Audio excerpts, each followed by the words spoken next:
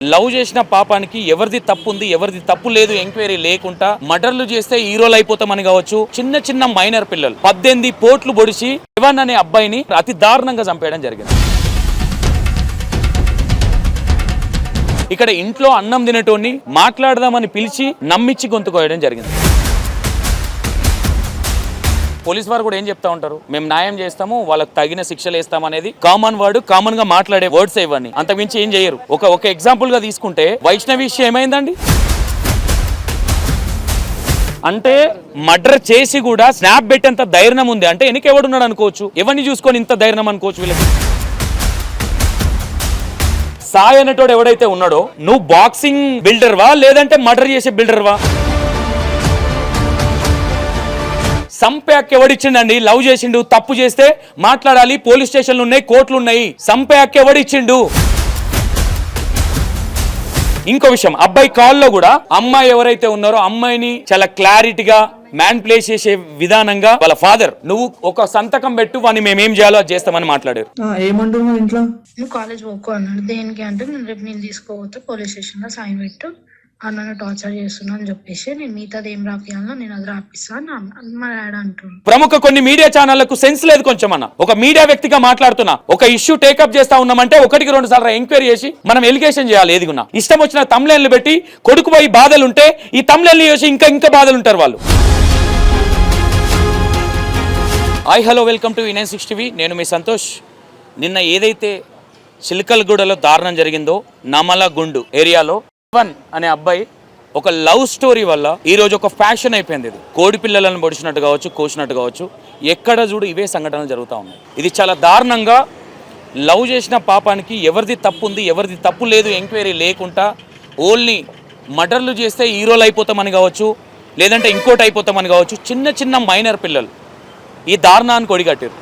18 పోట్లు పొడిచి శివన్ అనే అబ్బాయిని చాలా అతి దారుణంగా చంపేయడం జరిగింది. ఇక్కడ ఏముంటుంది, పోలీస్ వారు కూడా ఏం చెప్తా ఉంటారు, మేము న్యాయం చేస్తాము, వాళ్ళకి తగిన శిక్షలు వేస్తాం అనేది కామన్ వర్డ్, కామన్గా మాట్లాడే వర్డ్స్ ఇవన్నీ. అంతకుమించి ఏం చేయరు. ఒక ఎగ్జాంపుల్గా తీసుకుంటే వైష్ణవి విషయం ఏమైందండి ఒక ఎగ్జాంపుల్గా సేమ్ స్టోరీ. ఇది కూడా ఇక్కడ ఇగో ఇదే అబ్బాయి పేరు శివన్.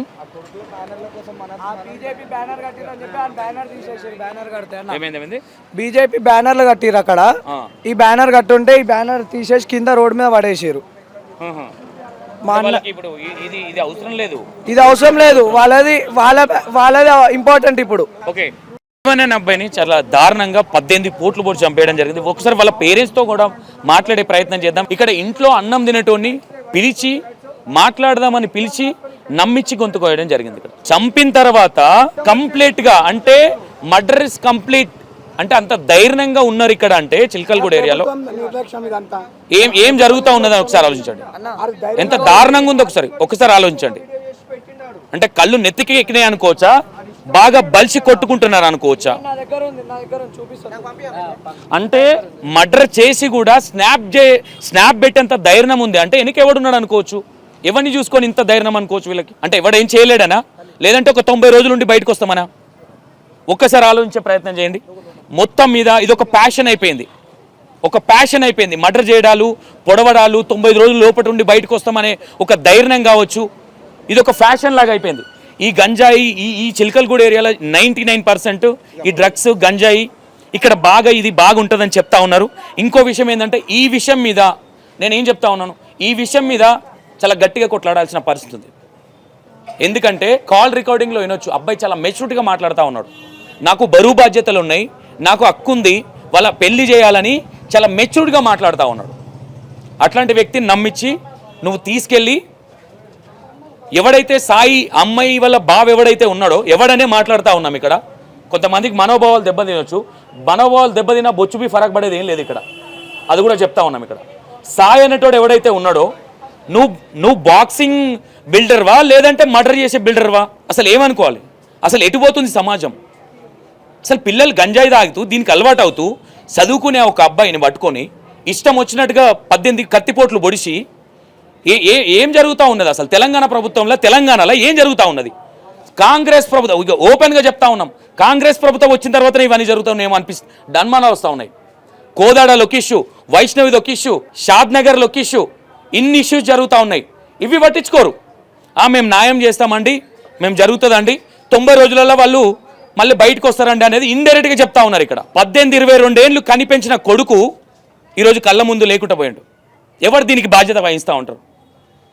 సంపాక్ ఎవడిచ్చిండండి? లవ్ చేసిండు, తప్పు చేస్తే మాట్లాడాలి, పోలీస్ స్టేషన్లు ఉన్నాయి, కోర్టులు ఉన్నాయి. సంపాక్ ఎవడిచ్చిండు? వన్ అయ్యే జాగిరా ఇదేమన్నా? చిల్కలు కూడా అని అయ్యేదా? ఒక్కసారి ఆలోచించండి. ఇట్లా మాట్లాడితే యాంకరా లేదంటే రౌడీయా అని మాట్లాడుతూ ఉంటారు కొంతమంది. 100% చెప్తా ఉన్నా, ఒక మనిషిని చంపేసి స్నాప్ పెట్టేంత ధైర్యం ఉంది అంటే వెనకెవడున్నాడు? ఇంకా ఏం జరుగుతూ ఉన్నది? ఇంకో విషయం, అబ్బాయి కాల్లో కూడా అమ్మాయి ఎవరైతే ఉన్నారో అమ్మాయిని చాలా క్లారిటీగా మ్యానిపులేట్ చేసే విధానంగా వాళ్ళ ఫాదర్ నువ్వు ఒక సంతకం పెట్టు, వాడిని మేమేం చేయాలో అది చేస్తామని మాట్లాడారు. ఏం చేస్తారు? ఇదా అంటే ఇది మొగతనమా? ఇది మనుషులకు ఉండే మెంటాలిటీయా? దీన్ని మంచి అంటారు ఎవడన్నా?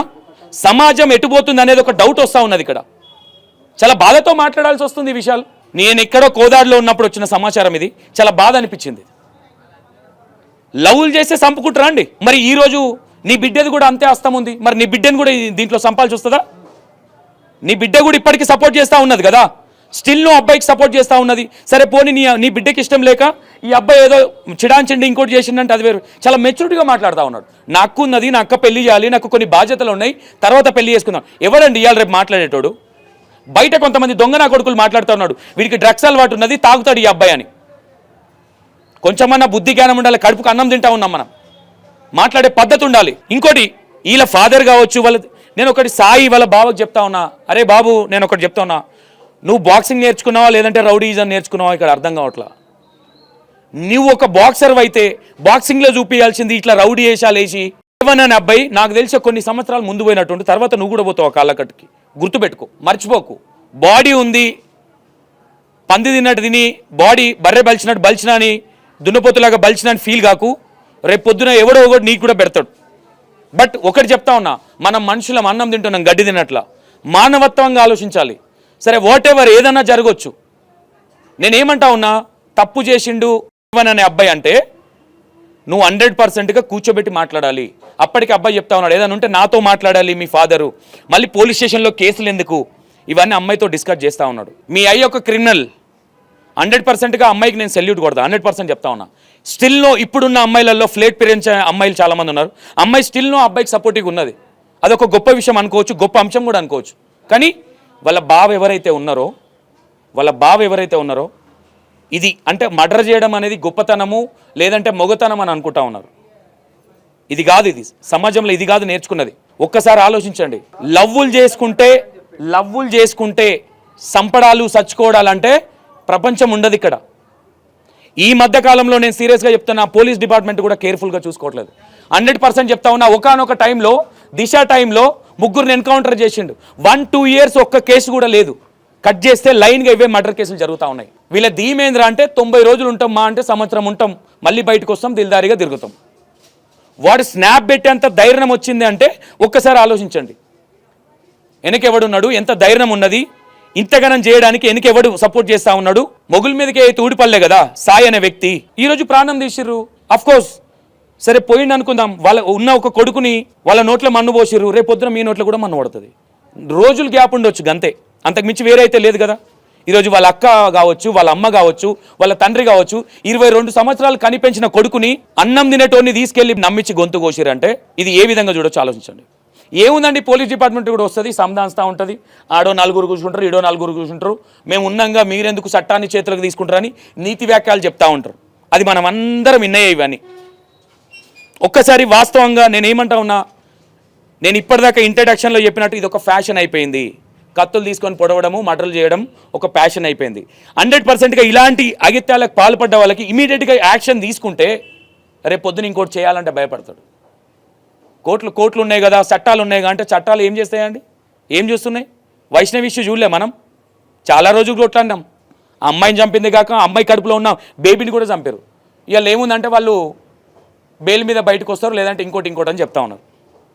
ఒక అమ్మాయికే న్యాయం జరగలేదు, ఈ అబ్బాయికి న్యాయం జరుగుతుందన్న నమ్మకం అయితే నాకైతే లేదు. 100%గా కొట్లాడే ప్రయత్నం అయితే చేద్దాం, అది ఎక్కడి దాకా వెళ్ళినా సరే. ఎంత కొట్లాడినా ఇప్పుడు మా మీద కూడా, నేను కొట్లాడితే నా మీద కూడా బొచ్చడి కేసులు పెట్టి రీసెంట్గా కూడా నోటీసులు వచ్చినాయి. ఈ నోటీసులకి కేసులకు భయపడటం నేను కాదు. ఇది చాలా బాధతో మాట్లాడుతూ ఉన్నా. ఈ విషయాన్ని నేను ఈ ఆడియో రికార్డింగ్ అన్నప్పుడు నాకు చాలా బాధ అనిపించింది. అరే ఇంత మెచ్యూరిటీ ఉంది అబ్బాయికి, ఇంత నీట్ అండ్ క్లీన్గా మాట్లాడుతూ ఉన్నాడు, అంత మెచ్యూరిటీగా నా హక్కు ఉంది, నాకు ఫ్యామిలీ ఉంది, తర్వాత చేద్దాము మాట్లాడే విధానం. కానీ కొంతమంది మాట్లాడుతూ ఉన్నారు డ్రింక్ అలవాటు ఉంది అబ్బాయికి, డ్రగ్స్ అలవాటు ఉన్నాడు, అంత పర్ఫెక్ట్గా మాట్లాడరు, అంత మెచ్యూరిటీగా మాట్లాడరు. ఒక్కసారి వాళ్ళ ఫాదర్తో మాట్లాడే ప్రయత్నం అయితే చేద్దాం.